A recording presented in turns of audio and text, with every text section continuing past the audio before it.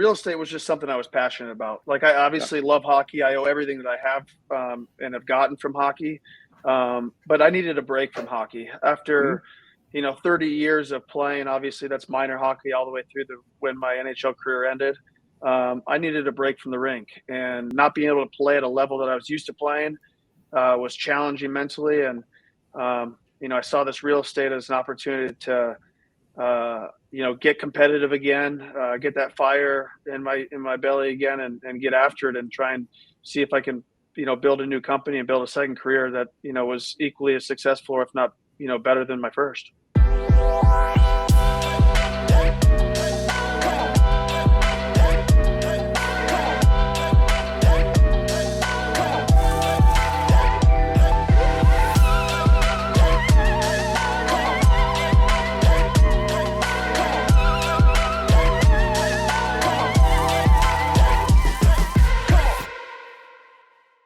What's going on, everybody? Thank you for jumping on the podcast today. Pucks to Proppers. We got Brandon Dubinsky. We got Tom Mealy, the one and only Tom Mealy. So we have a good show ahead of us. Before we get started, sponsor Tom, Riva Global, the premier virtual assistant company in the nation, and also PerchRock. That's our real estate investment company.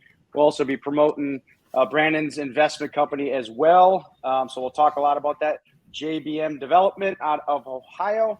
But Tom, I know you and Brandon played together in the lockout year, so let's come on, give him a good little shout out.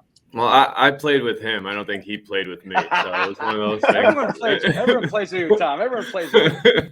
No, and I was just saying before we jumped on, I was like, the fact that I had a job that year is absolutely bizarre. Still to this day, I can't believe it. It was my second year pro, and for some reason I had a job all season long. I think it was because no one wanted to get assigned to Alaska. That's why I was able to hold the spot all year. But it was most memorable career year in my career, and 4 NHL guys on one roster at the same time, that all hometown kids that came back to play at home. And, what is it, 12 years later, we're on a call together, both in real estate, both retired now, and trying to figure out what the fuck to do with our lives these days. So it's one of those things where, it's pretty bizarre. I learned a lot from Brandon when I was playing with him, and, obviously having 4 NHL guys in your locker room as a rookie or a second year guy, it's pretty special. So I didn't take that for granted, and I'm happy he's here today. Cool. So obviously we do this podcast for a number of different reasons. We do this obviously to give back to players, to give them more confidence to know there's life after the sport. I know, Brandon, we'll get into your story. You started while you were playing, which is phenomenal, right? I think you started in 2009 while you were playing. Your first year, I think was 06, which is pretty cool. So give us a 2-second rundown of how you got to where you are in the real estate world, and we'll back into it. Yeah, I mean, I think my dad sort of was originally the one that kind of led me into real estate. Growing up in Alaska, there was kind of, all the people that had created any wealth for themselves were kind of in the real estate business. We're a long way from Wall Street there up Anchorage, Alaska. So, it was sort of something that he pushed me into as I started to earn, significant paychecks playing in the NHL. Needed a place to deploy some of that capital, and got myself into some pretty good deals up there, and also through a financial advisor that I had at the time. Sort of really enjoyed the idea of having something, owning something. You could touch, feel, hug, whatever you want to do, and it turned out to be pretty fruitful. So. Fast forward, I got in a little bit deeper. My business partner now in Columbus was doing some small commercial stuff and a lot of single family residential stuff in Alaska. So I sort of started by, playing banker there, investing up there with him, became partners with him on the business up there. And then subsequently, when I had a wrist injury that kind of ended my career in 2019, a couple of years left of my contract. It gave me a couple of years to kind of figure out what I wanted to do. I knew real estate was going to be the path. So with some good connections here in Columbus, I was able to talk to 10 different guys in commercial real estate, particularly. 6 of them are brokers, 4 of them were developers. had a pretty good connection with one of them. He was a younger guy doing a lot of big things, a lot of development stuff, and he sort of gave me a seat at the table for a couple of years while I was trying to figure out what I wanted to do. With him, I learned a lot, and started my own company, and here we are. Very nice. And obviously you played in the NHL for 15 years. So if whoever's watching this, obviously, you've had a very, very good career, played with a number of guys. You're coached. Actually, I read some of your stuff. Todd Richards was one of your best coach. I saw. I played with him back in Orlando. This is shit. I'm going way back now. Yeah. No, I love Todd. I thought, first of all, a breath of fresh air for me when I got traded from New York. Obviously, I had Tortorella. Towards the end, I couldn't stand him in New York. And, coming to Columbus, Todd was a guy that, just kind of allowed players to play, to make mistakes. And where Torts, there would be a number of times where, you don't get a puck out the first shift at the blue line and, you're sitting next to the fucking backup goalie for the rest of the game. So, you need to have that. I just enjoyed the ability to, make mistakes, but, having the right attitude and the right mindset, make up for those mistakes and impact the game, with mistakes along the way. So I enjoyed that a lot about Todd. He gave me a lot of freedom. I didn't abuse the freedom. I think I paid him back by playing harder for that. And so, when it was all said and done, between the three coaches that I had, Towards forever, way too long, probably helped end my career, to be quite frank. But him, Tom Rennie, and Todd Richards, I really enjoyed playing for Todd, and he was my favorite coach. Very nice. I like it. All right. Well, we'll take a step back too on that side of it. So, you learned from your dad on the real estate side, right? So, did he do real estate up in Alaska as well, or how did that start? No, he didn't. So my dad was just in sales his whole life, but I think we had a lot of friends that were in the real estate business. He had a lot of clients that were in the real estate business, and he just sort of saw it as a path forward for, a good investment opportunity. And like I said, I think his words, not mine. All the richest people that I know are in real estate. And so that was something that he wanted me to try and learn and pursue, and put me in touch with the right people up there that were doing things. And so that was his push for me to try and take care of some of the wealth that I was starting to create. That's good, because my brother, I don't know if you ever meet my brother Scott? He played in the NHL for, I don't know, 14 years or whatever. You might have played against him. I don't know. I know him. Yeah. Yeah. And a lot of those guys, never got into real estate, or they got pushed into investments that, sometimes were shitty investments. I mean, sure. You probably got exposed to some of those, right? But yeah. I mean, you're fortunate to have a dad, obviously, that helped you connect the dots, right? What would you say to let's say the younger you, right, that is getting into real estate, but you didn't have a dad like you? Who do you go to for advice if they want to jump into real estate, in your opinions, after going through what you've gone through?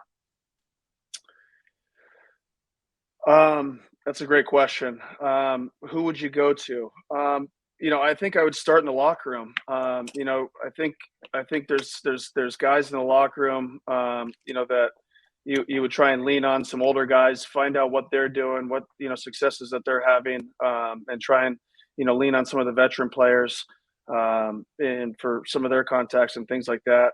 On top of that, if there's something that you're interested in, if it is real estate or you don't know what it is, we have a lot of downtime, obviously, playing hockey. I mean, we, traveling, bus rides, plane rides, hotels. I mean, we spend a lot of time sitting there doing absolutely nothing. So, my advice, and something that I did, pretty young, was pick up some books, start reading, start learning about things, try and self-educate a lot.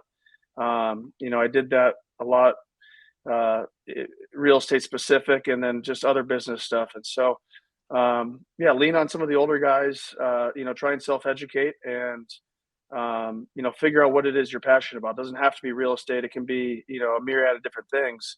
But I think that'll help you sort of plan for, life after hockey, because it ends quick, and you're young when it's over. Yep. I agree. And you got to be careful who you actually listen to too. That's just what I would do is I'd be going to you. I'd listen to podcasts like this, and I would go to someone like you if I'm interested in development, right? If you're interested in flipping properties or whatever it is. There's a lot of different individuals on these calls that we could reach out to. So do you mind if people Sure. reach out to you if they're interested in development? Absolutely. I would love it. Cool. Very good. Very good. All right, Tom, I know you got a shit ton of questions there. Shoot a fire away. One of the takeaways I just said, you said when you were back in Alaska, you were playing banker. Does that mean you were kind of just handling the money for guys and getting involved on the back end, or what was that strategy like when you first started? So a lot of times, obviously, if you're, a home builder or you're,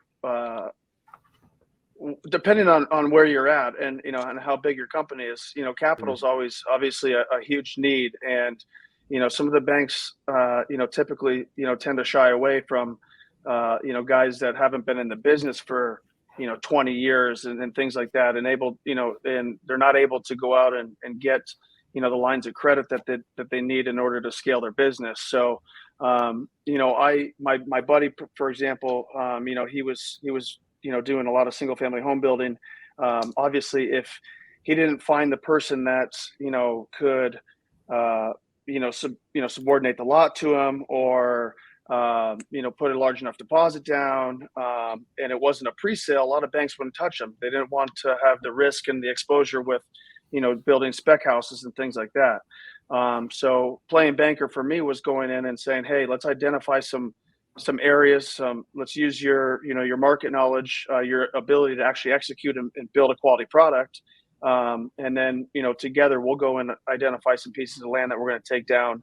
I'll put some cash up and sort of front it and like I said, play the bank, give you a little bit of runway here to build some specs, turn those and try and figure out what a dollar amount, looked like to build the brand large enough that we were able to finally successfully get, some of the local banks and credit unions on board to give us a larger line of credit, to believe in us, to give us, money on, like I said, some spec homes, things like that. So it was about trying to elevate and take it to the next level where he's, his capacity was, he needed to find clients that, like I said, either own the lot already, to use that as collateral, or, clients that were able to write a check monthly. Obviously that's not really horribly realistic in most instances.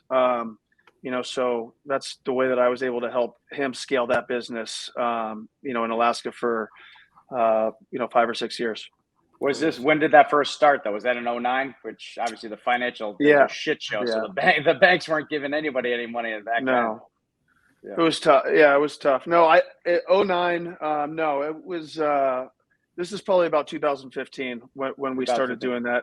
He had been in the home building business since 2012. And in the drywall business before that. So 2015, kind of interestingly enough, he called me. He said, hey, I got this loan. It's coming due. We're probably 60 ways away from completion, but they're calling the note on it. Can you help me out? And I looked at the property and just took a first lien position on it and said, absolutely. How much do you need? Where do you need it? When do you need it? And that was kind of the first thing. And after that, I said, hey, I'm interested in doing this, but I don't really want to be an owner of the company. I just rather be an investor and sort of clip coupons on the money that I'm, lending to you. And it sort of organically grew from there. Over the next few years, he was doing substantially better than just the coupon clipping. I said, hey man, I'm a huge part of this. I want a little bit bigger piece of the pie. And that's how we became, full partners. Nice. Yeah, and I think that's a good takeaway. Now, Tom, we talk about this in our office all the time. Lending money for players that look at this and have access to capital. Obviously, you did well in your career.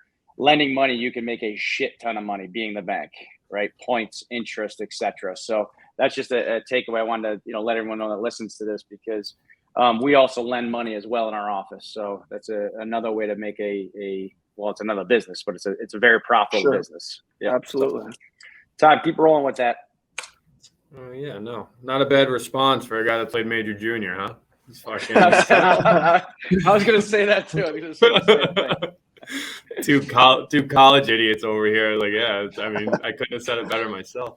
So I didn't know. Listen, I always followed you from New York. I'm from the Bronx, born and raised.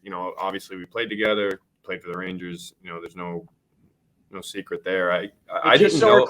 we're clear, Tom did not play for the Rangers. No, just so we're clear. No, I didn't. I definitely did not play for the Rangers.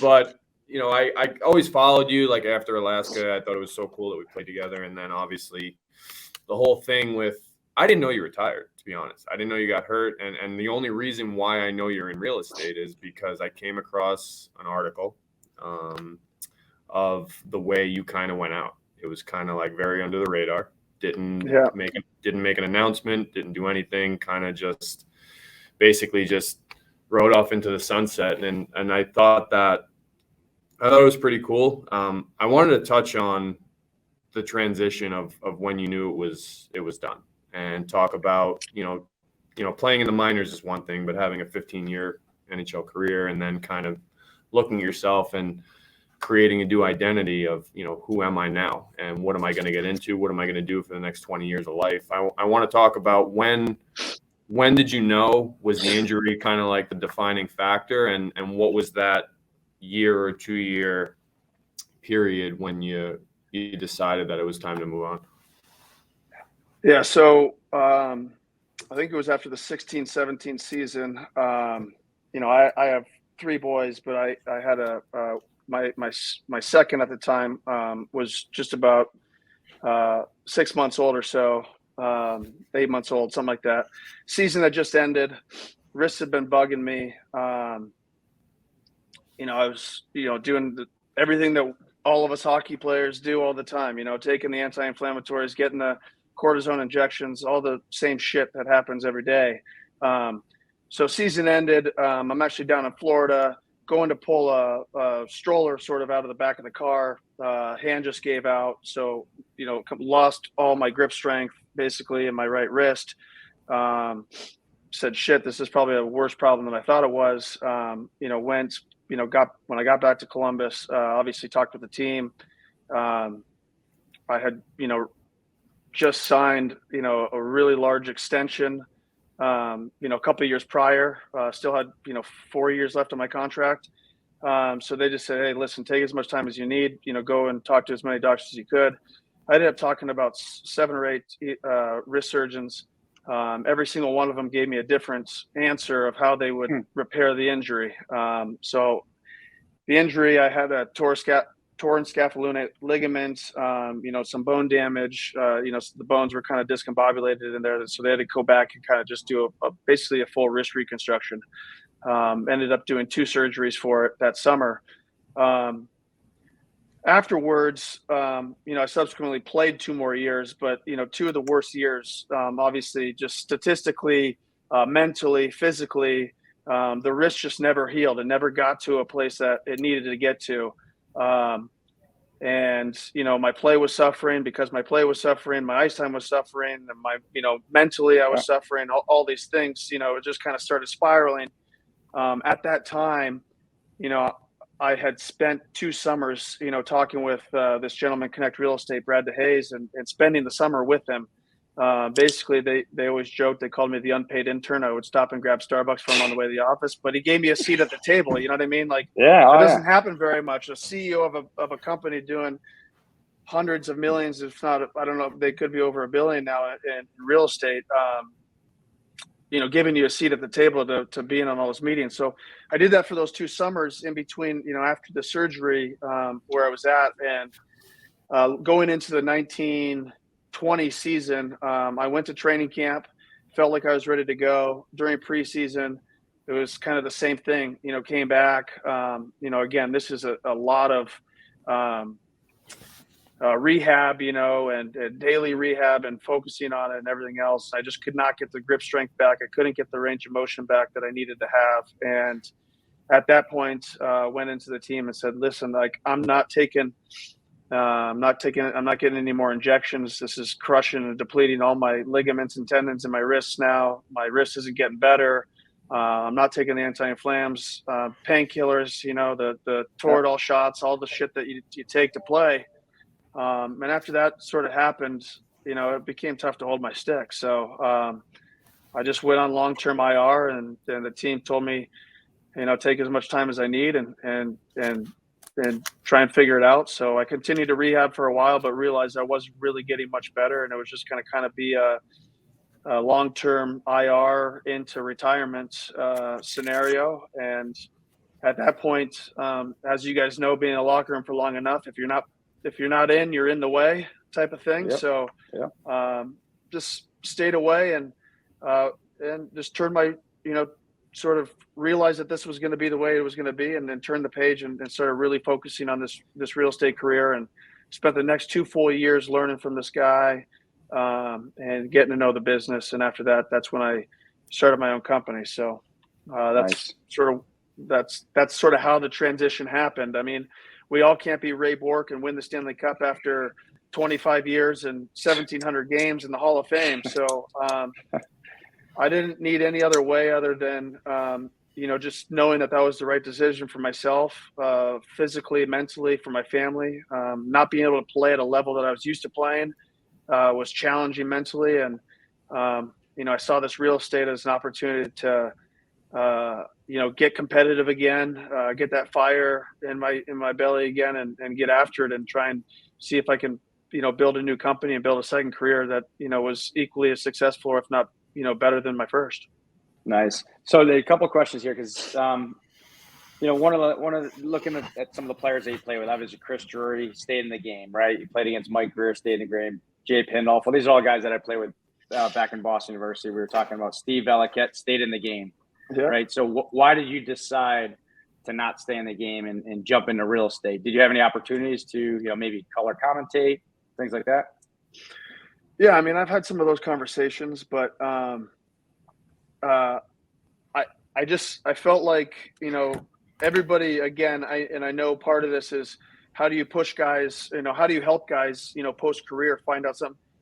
It was something, real estate was just something I was passionate about. Like, I obviously love hockey. I owe everything that I have and have gotten from hockey. But I needed a break from hockey after, 30 years of playing. Obviously that's minor hockey all the way through when my NHL career ended. I needed a break from the rink, and I was finding a lot of, like I said, passion and excitement and fire, team aspect. I got great partners, and it goes beyond just my company. It's the partnerships that I create with the attorneys, the designers, the architects, engineers, all these people. Like, you create that team atmosphere and a competitive atmosphere to go out and get a project and, all these different things. So it was something I was really passionate about. I needed a break from the rink, and it's something that I've continued to stay passionate about. And now, like I said, I love hockey. I took a break from watching hockey, but watching hockey again, going to Jackets games. I got season tickets to the Jackets, so my kids love it.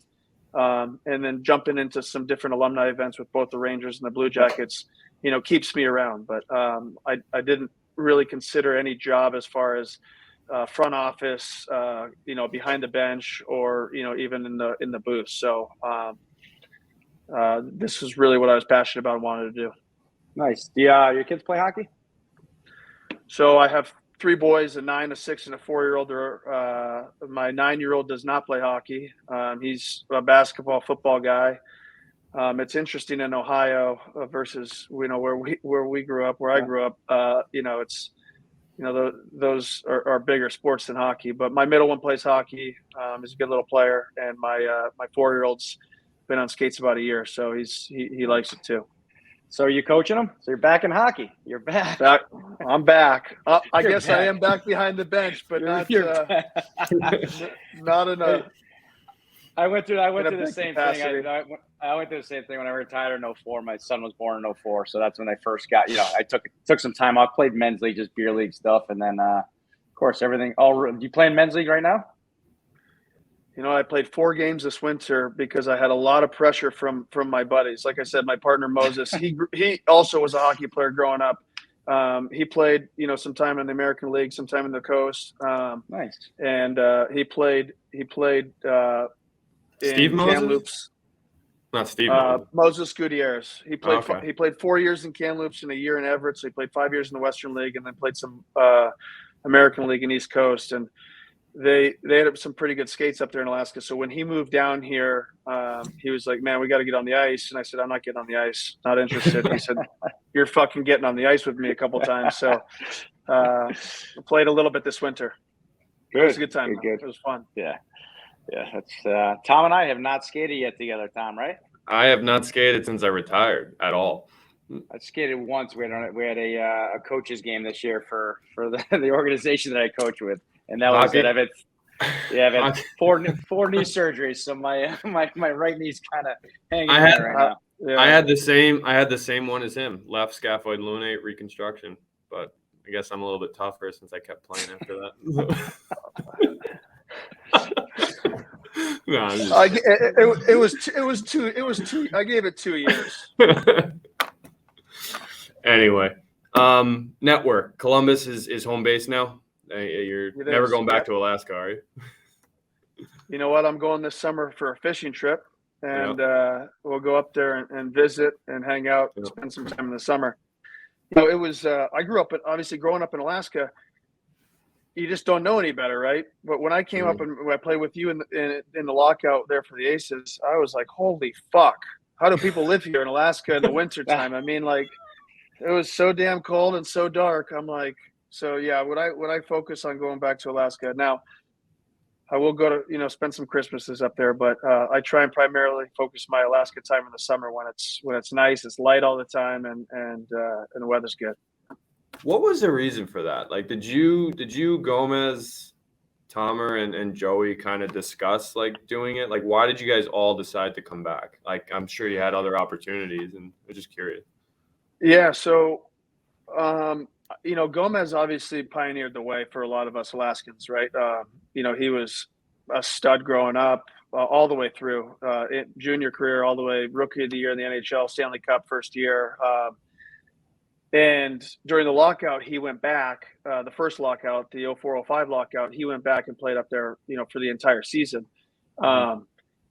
And when I played with him in New York, I remember him telling me, I don't know if it was his 03-04 season or what, but he had told me I had a pretty challenging, 03-04 season. And then, the lockout happened. I went back to Alaska. I got to play with a bunch of my buddies. I got to play in front of the hometown. I sort of felt like I was giving back to the hometown that had supported me for so many years. He goes, and I just fucking loved it. It was fun. We had a blast. I played with guys that, sort of, went to UAA and then had grown up, and so that he had grown up with some of his buddies and things like that. And he came back after the lockout year and I think had his best year. He scored, I think he had 30 goals and, 80 or 90 points, something like that. And so he said that year really sort of rejuvenated him. And, he had so much fun doing it that that was the reason he did it. So interestingly enough, personally for me, I had some other offers. I had an offer from Sweden. I had an offer to go over to Russia. I didn't really want to do either one of those things. Go to Russia, middle of fucking nowhere, no family, different language. Who the fuck knows what would happen. And I was also coming off one of the sort of at that point the toughest year of my career to date, which was my last year of New York before I got traded to Columbus. So I just kind of remember all those things that he said. So I called Rob Murray up there and some of the ownership for the Aces. And I said, hey guys, would you guys be open for me to come play? And they're like, absolutely. And it kind of just snowballed from there. Gomer, at the time said, there's no fucking chance I'm going to come up here and play. I'm too old for this shit. I did this, 6-7 years ago or 8 years ago when the last lockout was. But we slowly told him, man, we're having a great time. We're having a lot of fun with it. And, so as you were there, Tommy, it's like, he started practicing with us. And then next thing you know, I think he wanted to go down to Vegas for one of the road trips. So he ends up signing and joining us. So we had a lot of fun with it. Good stuff. Columbus now, let's talk about, your network now, what you've built. Are you still known as Brandon Dubinsky, the hockey guy, or are you the real estate guy now? And we talk about a lot on this show is guys reinventing themselves and creating a new identity and kind of turning the hockey page and, showing that, you are capable of doing other things and being creative, and you are self-taught and educated in real estate. So what's that like? What's that been like for you since you got into it? Yeah, I mean, it's funny you say that. We went to probably a year ago now. We were sitting at a nice steakhouse having dinner, and a couple of people came up to me, Blue Jackets fans, we're great fans here, and just said hi, things like that. And I turned to Moses and Jeff, and I just said, right now I'm known as a Blue Jacket or a former Blue Jacket, but we're going to build this thing to come a day when people are going to walk in and they're going to say that's Brandon Dubinsky, the developer, sitting at that table. So that's the idea for what we want to do and sort of where we want to go. And what was the second part of your question? Was that two parts or three? No, I was just I was just saying, like, what would you give guys? Like, a lot of guys that we have on this show, they're lost after they retire. They don't know what the fuck they're gonna do. They don't know where they're gonna turn to, who they're gonna reach out to. We've all been there. There's a lull when you're done playing. You don't know what you're gonna do with your life. So, we always ask guys to kind of give advice on what you should do if you are going through that lull and trying to transition into the business world, whether it be real estate or anything else, and kind of just want to hear your take on that. Yeah, I mean, I think first of all, I mean, ideally, what I used to try and tell some of the young guys, as I became a veteran, so to speak, and sort of what some of the veterans that told me when I was a young guy, and that, you hope to have that, just that constant, rotation. Obviously, everyone's a young guy until they're not, and you find yourself getting advice, and then eventually you're the one giving the advice, right? So, the same thing I would tell a guy, players now, is try and find something that you want to do. Try and identify that thing that you want to do before you get to a point where you're done and you're like, oh shit, I don't know what I'm doing. So try and figure out, like I said, spend some time educating yourself, not just playing fucking Fortnite and all this other bullshit that the kids do now. Try and educate yourself and figure out what it is that you want to do. It's not always going to be, there's a lot of guys that get into the finance world. I can tell you, I have a lot of friends in it. They love athletes. They love former athletes because that hunger never dies. And you always have to have that hunger in any business that you're doing to be successful at it. So finance, real estate, sales, start a company, whatever it is, find something you're passionate about, and try and find it early enough that you're not sitting there wondering. But if you are, something happens, you have a catastrophic injury that happens quicker than you thought might happen, or something happens, use this platform, Pucks to Properties, use, Bobby, you said this earlier, use the platform. Feel free to reach out to me any single time you want, via Twitter or LinkedIn or whatever, and ask questions and lean on people, lean on your networks, lean on your friends and family, successful people that you've been around, and lean on those folks to try and help you through it and push you in the right path. Everything might not always work out. I had a buddy of mine, I thought he was going to be the greatest insurance salesman in the entire world, just because he loved golf and all the things, and he had a lot of high net worth friends, beyond even hockey player money, things like that. I said that maybe the insurance game, it would be a good fit for you. So he gave that a try. It wasn't, and he's off to something else. But just try and find something you're passionate about early, and if you feel like it's a little bit later, then lean on your resources and use folks like you guys and things like this to get in touch. You guys know how to get in touch with me. If somebody wants to get in touch with me, absolutely, anytime. Feel free to answer the phone and have a conversation.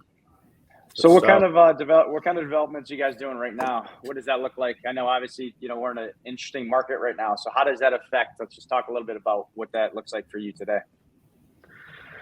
Yeah, so Columbus is an interesting market. So I think we can start there. There's been some really large announcements as far as Intel's doing a $20 billion project here. LG and Honda just did a joint venture here for another $4.5 billion. And you're starting to see some trickle down effect. There's a Chinese battery film manufacturing plant that just announced $1 billion here. So a lot of money coming in here. One of the things that So we're seeing a massive population, growth here. We're seeing a lot of growth in the Columbus area. We look at a bunch of different metrics all the time. We're certainly underserved in housing. I know the number's growing. A year ago, we were about 60,000 doors short of being where we needed to be to just serve the needs that we have today. Sure. And all these different businesses are just growing. And then the trickle down that comes with that, there's going to be a huge expansion, like I said, here in Central Ohio, and it's sort of having that mushroom effect. So we primarily focus on multifamily, garden style developments. So we start all the way from the beginning. We identify, a farmer's field, usually somewhere between 12 and 20 acres. Approach them, try and we put it in contract, hire planning and zoning attorneys, bring that all the way through entitlement, work with different cities and townships to work on some different incentive projects, whether that be TIFs or tax abatements, different types of programs just to help us out and help us get there.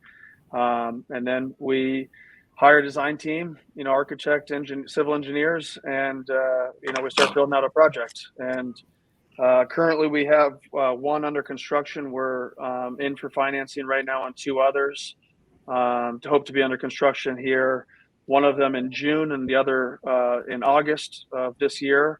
And that'll be 702 units and 3 developments, which Nice. We've been in business for about 20 months now, and so pretty good. We're trying to get after it. Yeah.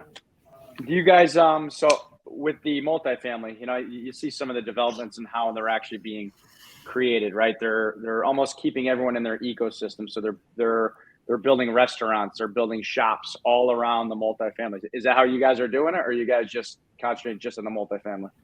We're concentrating just on the multifamily, particularly focusing on tertiary markets in submarkets of Columbus. COVID was a really fucked up thing, obviously, but it's really changed the landscape of sort of the way that people are living and operating. For example, Nationwide is obviously one of the largest presence here in Central Ohio. Nationwide employees, if they have to go to the office, now go to the office twice a week rather than that normal five day, 9 to 5 schedule grind. So people who grew up in, for example, a Bell Fountain, Ohio, which is about a 45-minute drive from downtown Columbus, feel happy or not happy. They feel confident that they can, live where they grew up, live in sort of one of those suburban tertiary markets, knowing that they're only going to have to commute 45 minutes twice a day, if at all. Right. So you're seeing a lot more expansion in some of these, like I said, beyond, I call them tertiary, but beyond even the suburbs of Columbus proper.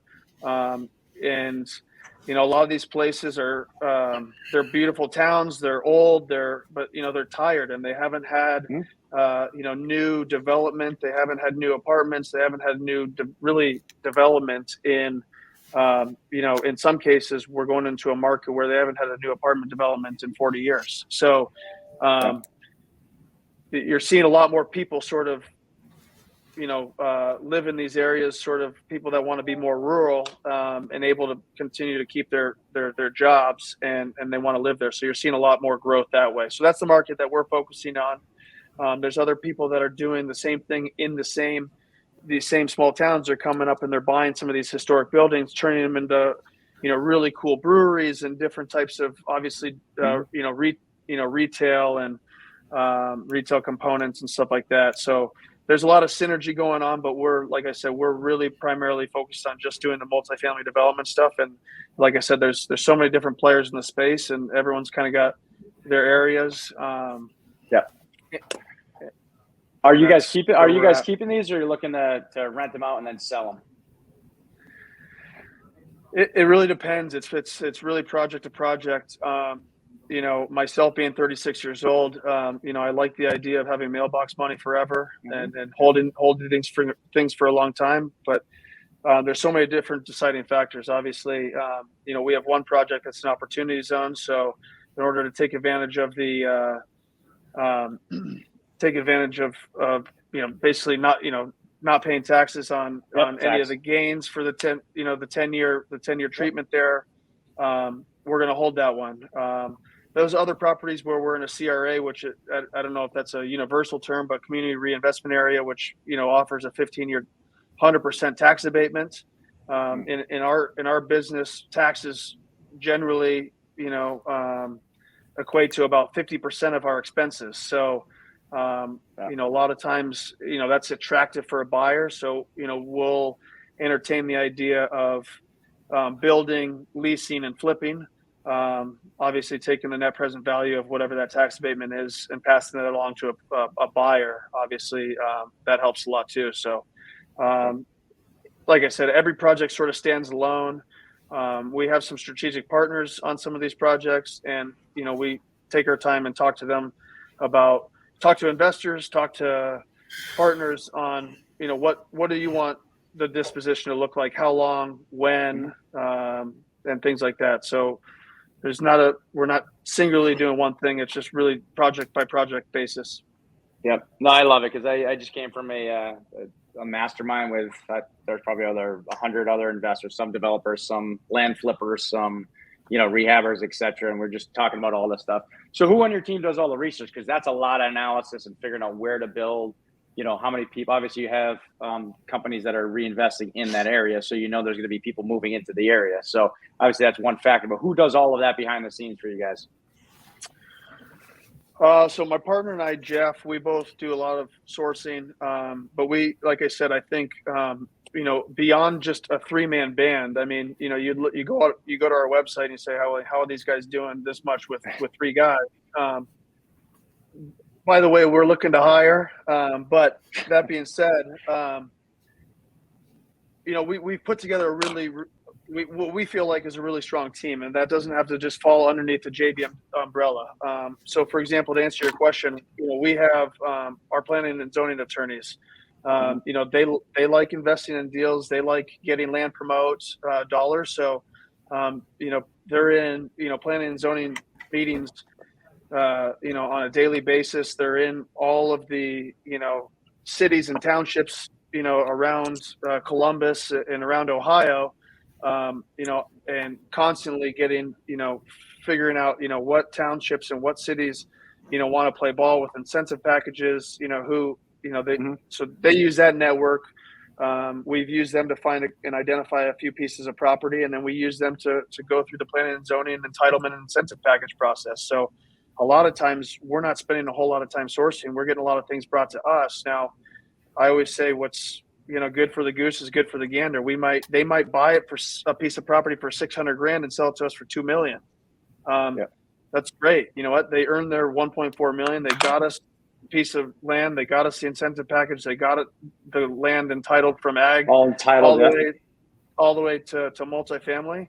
And, based on the number of units we're putting up, we can afford, sort of X number of dollars per unit per door. So we don't care. If you make $1.4 million off it and spent all this time doing it, great. That's awesome for you. It works for our project too. So we have a lot of different partnerships that make sense in that fashion. Very nice. Love it. Love it. I know, Tom, we're winding down. We're at the 43-minute mark. Any last words, Tom, on your end?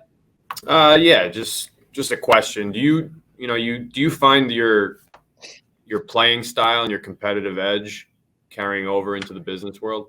Because I know I do. So I don't know what that's like for you, but you can tell. Look at him. Yeah, I mean, 100%. You can't. Yeah, I mean, it's so much fun. Like, whether it's a negotiation with a city or a township, a bank, anybody. I mean, yeah, you're grind. I mean, I was a grinder when I played. I'm grinding now, having a lot of fun with it. And being able to, but at the same time, and it makes it more fun that you get you're in charge. Like, everything. I guess you don't have to listen to a fucking coach or a manager or anybody else. Like it's, you got to do your own shit, create your own schedule, and Yep. and sort of eat what you kill. So it's we have a blast. We're competitive as hell. I like to say we don't have any bad days, but we certainly take some losses, and we have some wins and some losses, and but that's all part of it, and that's sort of what keeps us going, keeps driving us, and we have a lot of fun here. Awesome. Love it. All right, cool. Obviously, some of the things I wrote down. It looks like you guys are building a great team. Like you said, you're building your own locker room, right? I mean, that's what we call it in our office. We call it a locker room, and that's one of the things.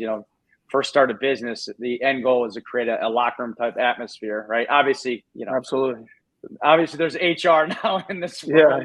Yeah. You get what I'm saying, but no get the HR right in my office yet. It'll get there.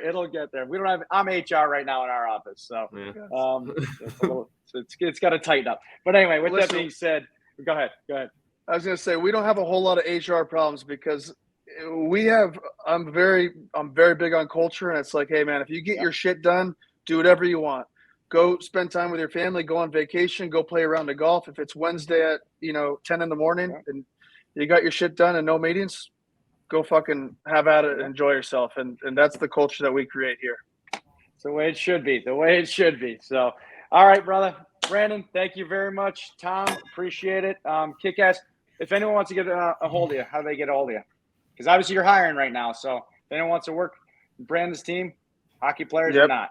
Hey, you guys got my email. You got my phone number. Obviously, I'll let you guys do the vetting process. If you think there's somebody that you trust and like to give my phone number, I'm perfectly okay with that too. So perfect. Appreciate you guys' time too, man. This has been awesome. Yeah. Thanks. Yeah, awesome. Thanks Brandon, for the time, man. Appreciate it. Tom, thank you.